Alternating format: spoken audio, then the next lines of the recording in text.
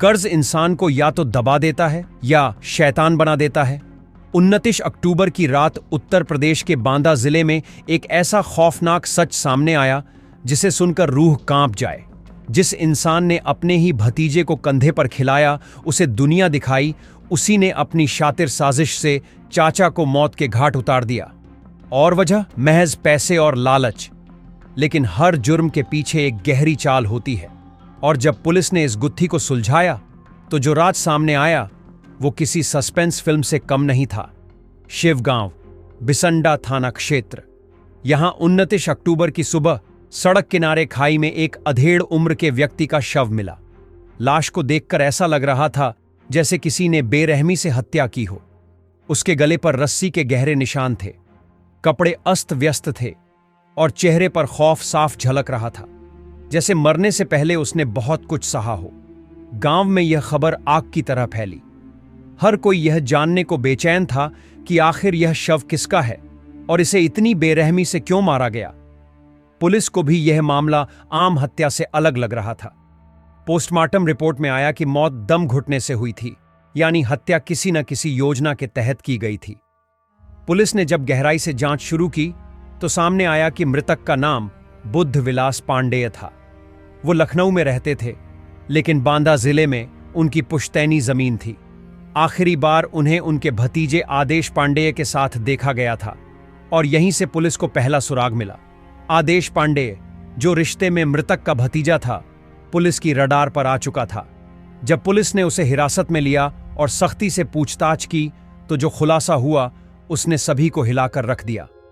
आदेश ने 2023 में अपने चाचा से 5 लाख रुपए उधार लिए थे।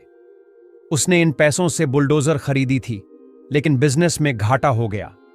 जब बुद्ध विलास ने अपने पैसे मांगे तो आदेश को गुस्सा आने लगा।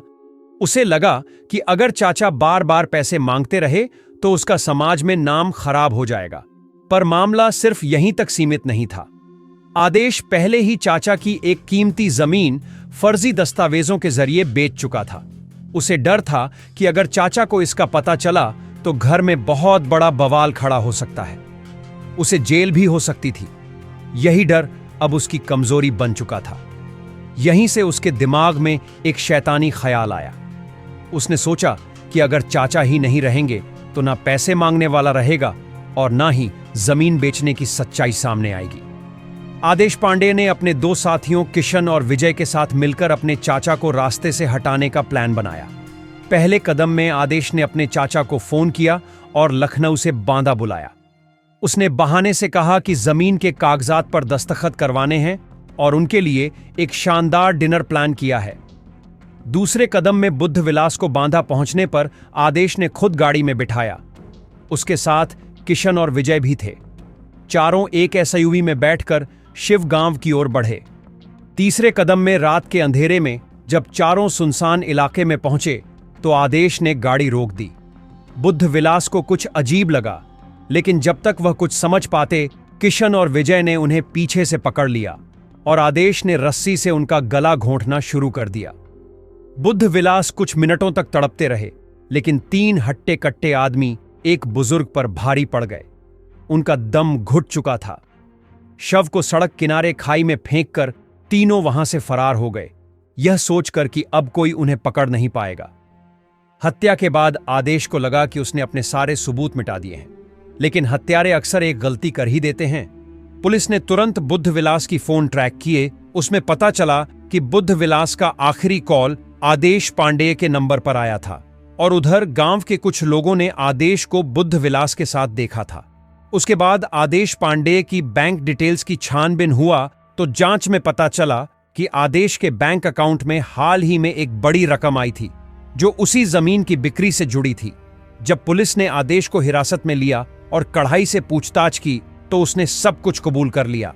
उसके साथियों किशन और विजय को भी गिरफ्तार कर लिया गया।